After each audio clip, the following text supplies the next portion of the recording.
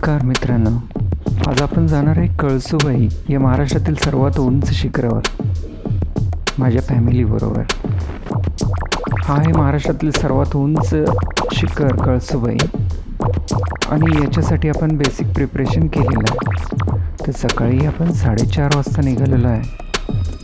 बाकी सगळी तयारी झालेली आहे. बेसिक आर्य, अनिशा, श्रद्धा आणि मी आनंद, आम्ही 4 जण या ट्रिपसाठी निघालेलो आहे. हे पारी गाव आदिवासी पाडा आहे एक, जे कळसूबाई शिखराच्या पायथ्याशी वसलेलं आहे. एक गरजेच्या ज्या वस्तू आहेत त्याची लिस्ट. इथं तुम्ही गाव बघितलं तर एक जुन्या स्टाईलचं गाव आहे.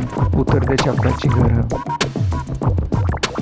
विहीर आणि याच्या हापशीवर जे पाण्यासाठी गर्दी करणाऱ्या बायका, गप्पा मारत पारावर बसलेले लोक, असे भरपूर खूप मजेशीर ठिकाण वाटते. तुम्ही बघितलं तर आजूबाजूला एकदम साधी लोक आणि साधं ठिकाण आहे. इथं पण तुम्हाला सगळ्या सोयी मिळतील. ट्रेकिंगच्या सगळ्या सोयी आहेत. तुम्हाला टेंट रेंटनी मिळतील इथं. आणि हॉटेल्स पण जर आपण वरच्या शिखरापर्यंत जरी गेलो तरी आहेत. त्यामुळे पाणी आणि जे खाण्याचं आहे तर त्याचा तुम्हाला प्रॉब्लेम होऊ शकत नाही, जरी इन केस तुम्ही घेतलेलं नसेल काही बरोबर. हारेच्या जोश सुरुवातीचं ते दोघं जे ट्रेकिंग करून आलेले आहेत. बघितलं तर पायवाटेचाच बराचसा टप्पा आहे. एक 60 to 70% पर्यंत असेच पायवाटेने आपल्याला जावं लागतं. खूप ठिकाणी रस्ता निसरडा आहे, त्यामुळे तुमचे शूज किंवा जे चप्पल्स असतील त्या अँटी स्लिप असल्या पाहिजेत. काही ठिकाणी पायऱ्या मिळतील तुम्हाला, पण तिथं पण बऱ्याचशा वेळा खडे बाहेर निघालेले आहेत, त्याच्यामुळे थोडं चालताना काळजी घ्यावी लागते. बाजूला आपल्याला रक्षणासाठी रेलिंग आहे. आणि इथं ही आपली पहिली शिडी लागते आपल्याला. इथं अशा 4 शिड्या आहेत टोटल.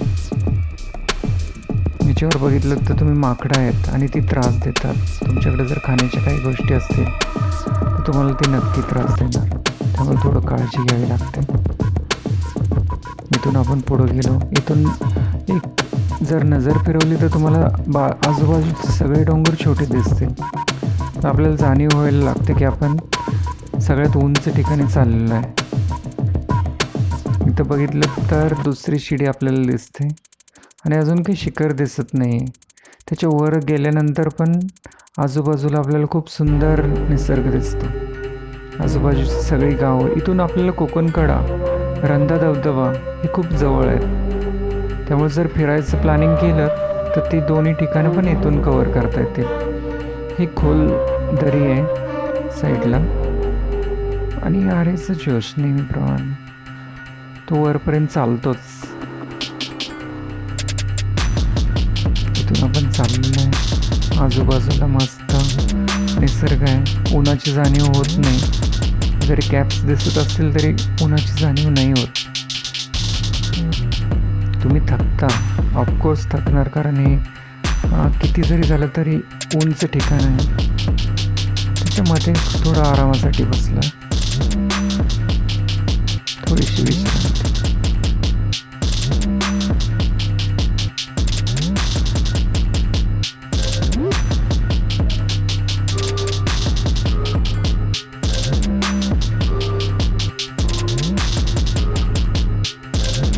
पायवाट दिसेल आपल्याला. अजून काही आपल्याला मेन टप्पा दिसत नाही. मंदिर किंवा शिखर कुठंच आसपास नाही आहे टप्प्यात. अजून इथून साधारण 1-1.5 तासाचं अंतर बाकी राहतं.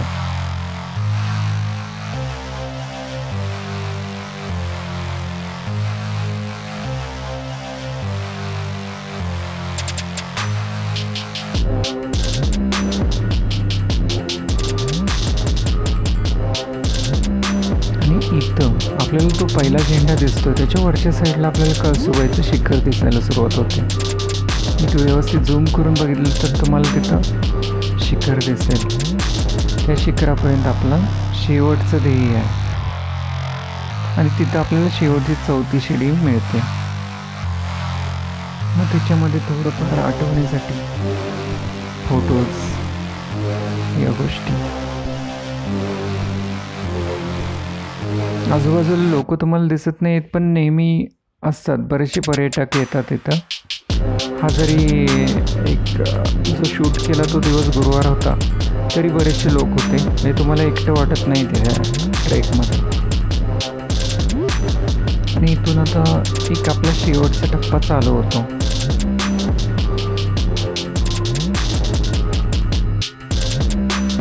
थोडं थांबत आराम करत जर तुम्ही गेलात तर तुम्हाला त्रास होत नाही. आणि हा आपला शेवटचा टप्पा, आपण शिखरावर आलेलो आहे. इथून तुम्ही आजूबाजूला बघितलं तर खूप सुंदर असा निसर्ग दिसतो. आणि हे आहे महाराष्ट्रातील सगळ्यात उंच ठिकाण. हे कातळामध्ये ज्या पायऱ्या काढलेल्या, साईडला लोखंडी रेलिंग, आणि आपल्याला वर एक सुंदर मंदिर दिसतं. हे मंदिर आपल्याला खालून पण दिसतं. एक 7-8 किलोमीटरवरून पण आपल्याला रोडवरून हे मंदिर दिसतं, हे शिखर दिसतं. इथं जसं बघताय तुम्ही, इथं पण पाण्याची सोय आहे. लोक बरेचसे छोटे छोटे टपऱ्या मध्ये खाण्याचं वस्तू किंवा जे पाणी येतं ते घेऊन बसतात. त्यामुळं अशी अडचण पडत नाही की तुम्हाला पाण्याचं कुठं. हे कळसुबाईचं मंदिर. त्याच्या बाहेर तुम्हाला सुंदर अशी वारली पेंटिंग्स दिसतील. खूप सुंदर आहे. त्याच्या पाठीमागच्या साईडला असे काही पॉईंट्स आहेत की जिथं आदिवासी मान्यता आहे की तुम्ही जर नाणं तिथं चिटकवलं आणि तुमचं नाणं चिटकलं तर तुमच्या मनातील जे संकल्प असतात, ज्या इच्छा असतात त्या पूर्ण होतात, अशी एक मान्यता आहे. आणि हे देवीचं सुंदर रूप तिथं बघून खूप समाधान वाटतं. अगदी शांत आणि प्रसन्न मंदिर आहे. आणि उतरताना भरपूर काळजी घ्या, कारण रोड हा जास्तीत जास्त पायवाट आहे आणि खड्यांमुळं घसरू शकता. तर मित्रांनो, आमचा चॅनल लाईक करायला आणि सबस्क्राईब करायला विसरू नका. Thank you so much.